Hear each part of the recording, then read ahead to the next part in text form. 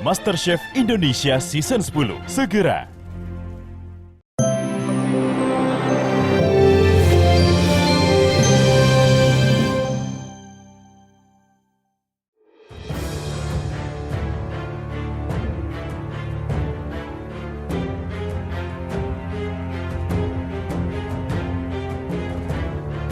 Pemirsa, seperti itulah kondisi kesehatan Abdul Hamid atau yang lebih dikenal masyarakat dengan panggilan Pak Oga yang dikabarkan makin menurun. Sebelumnya, tokoh yang dikenal di serial Unyil itu sempat menjalani perawatan di sebuah rumah sakit di kawasan Bekasi. Gaya bicaranya pun terbata-bata dan tidak jelas apa yang diucapkannya. Kondisi terakhir kesehatan Pak Oga tersebut diungkap istrinya Yuyun Widiawati. Di rumah sakit malah lebih tenang ya, dia bisa tidur gitu kan. Tapi setelah pulang dari rumah sakit malamnya itu sampai 3 hari di rumah itu teriak-teriak, nggak ada siang nggak ada malam, itu 24 jam teriak-teriak. Cuman yang diucapinnya itu ibu juga kurang ngerti, kurang jelas gitu apa yang diucapin gitu. Walau kondisi kesehatan belum pulih setelah 1 minggu lebih menjalani perawatan di rumah sakit, namun Pak Oga tetap meminta untuk pulang ke rumah. Ia sempat mencabut infus yang terpasang di tangannya dan kabur dari rumah sakit.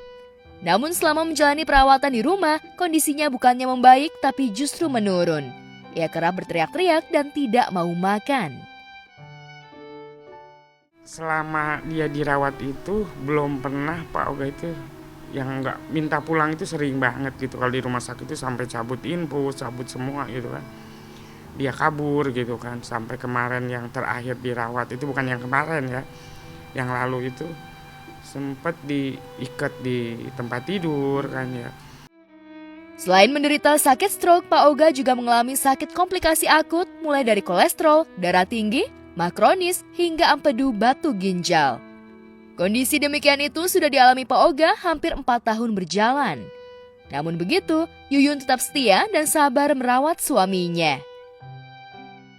Awalnya itu dia bilang penyumbatan di kepala, sama penggumpalan di kepala. Akhirnya merembet ke rumah sakit gitu kan. Batu di ginjal dan batu di empedu. Terus kolesterol, darah tinggi, mahnya kronis gitu. Capek tapi ibu berpikir gini, jadi hilang satu kewajiban, mungkin ini mengurangi dosa ibu gitu kan ya. Jadi capek sebentar istirahat ya, semangat lagi gitu, karena ibu tetap berusaha ya semaksimal, baik merawat, baik untuk kesehatannya ke rumah sakit, ibu tetap akan berusaha gitu.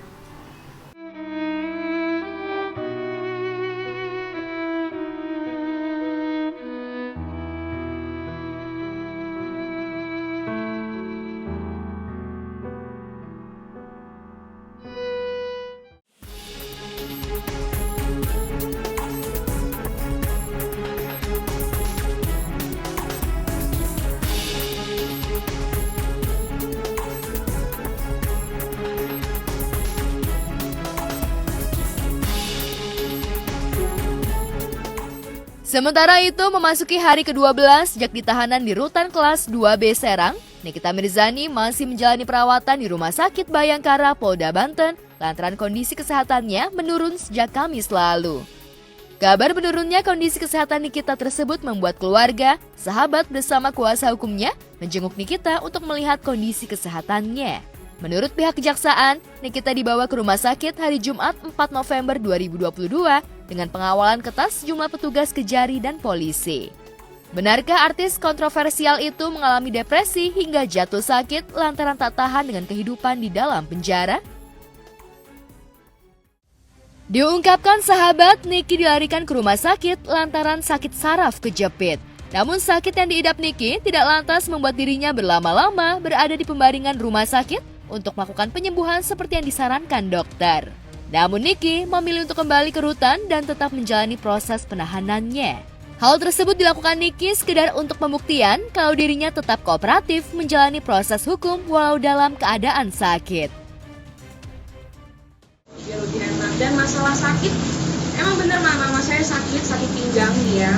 Udah di ronsen juga udah ada buktinya bahwa ronsen pinggangannya dia tuh bengkok ya. Gitu, tapi sekarang emang alhamdulillah sudah sembuh. Jadi dia pengen minta balik, tapi ya bagaimana ya, emang agak rumit. Gitu saja sih.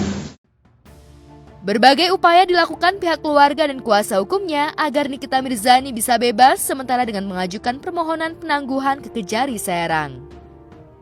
Namun upaya hukum tersebut ditolak pihak Kejari dengan berbagai pertimbangan hukum yang ada.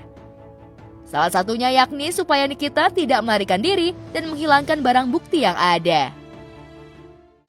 Pada hari ini Selasa 25 Oktober 2022 terhadap tersangka Nikita Mirzani telah dilakukan penahanan. Karena sudah tahap 2, penahanan beralih menjadi tahanan kejaksaan untuk 20 hari ke depan. 25 Oktober sampai dengan tanggal 13 November 2022 di Rutan Serang. Apa pertimbangan penuntut umum?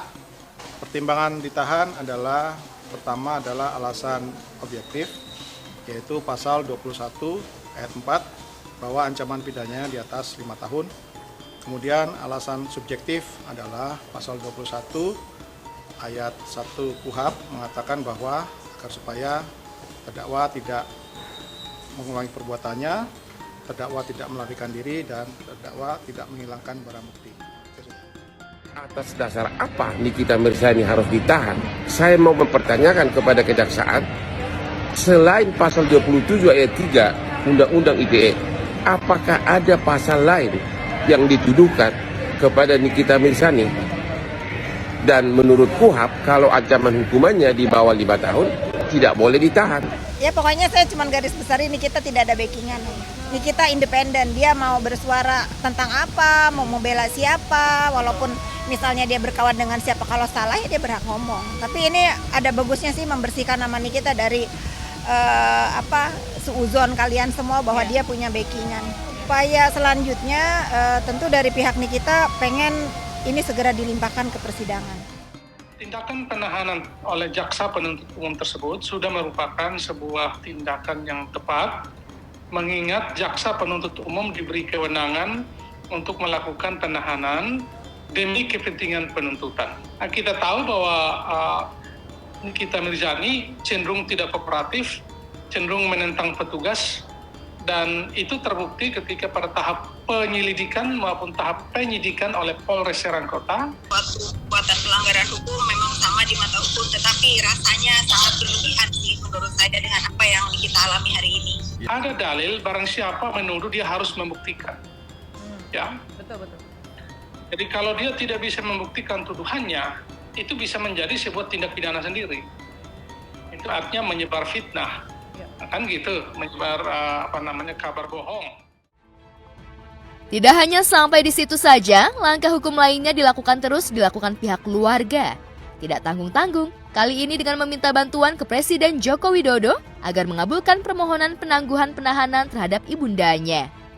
Lantas akankah upaya hukum yang dilakukan pihak Nikita Mirzani akan berhasil? Saya cuma ingin keadilan sih, cuma hanya ingin keadilan dan tolong. Kalau misalnya saya bisa mohon, saya mohon ke semuanya, ke bapak-bapak presiden kalau bisa. Pokoknya ke semuanya saya cuma ingin keadilan buat mama saya, karena karena dia cuma hanya seorang ibu gitu, seorang ibu yang mempunyai 3 anak dan masih anak-anaknya juga masih ada yang kecil, nggak besar semua ya. Jadi tolonglah gitu ya, tolong. Adik-adik aku juga masih kecil, ada yang masih umur 8 tahun, masih ada yang umur 5 tahun, jadi kan semuanya di bawah umur gitu. Apalagi yang Arkana, apalagi yang paling masih kecil tuh pasti tanya-tanyain, mana Mimi? Karena kan biasanya kan tidurnya itu sekamar ya kalau malam-malam, kemana Mimi? Terus kadang-kadang juga dia juga suka nangis, nyarain kemana Kak Kowi, Mimi, Kak Kowi. Aku juga sebagai kakaknya juga sedih gitu, ikutan sedih gitu, aduh aku harus jawab apa gitu. Itu aja sih, cuma minta keadilan. Seperti diketahui, Nikita Mirzani ditahan atas laporan kekasih Nindi Ayunda, Dito Mahendra, atas dugaan pencemaran nama baik dan pelanggaran Undang-Undang Informasi dan Transaksi Elektronik atau Undang-Undang ITE. Berkasnya pun dinyatakan lengkap oleh Kejari Serang dan siap untuk disidangkan dalam beberapa hari ke depan. Nikita resmi jadi tahanan Kejari Serang pada 25 Oktober 2022. Penahanan dilakukan untuk 20 hari ke depan hingga ada proses persidangan. Mbak, hari ini apa ini Polres? Kita sedang ketemu apa ya, penyidik atau apa nih? Ini mau berdiskusi soal kita. Nah, kebetulan saya Immanuel Ebenezer sebagai pendamping hukum dan beberapa kawan-kawan dan ini kita hari ini. Mbak Niki mau ngasih pernyataan Mbak. Berkas sudah P21 kan?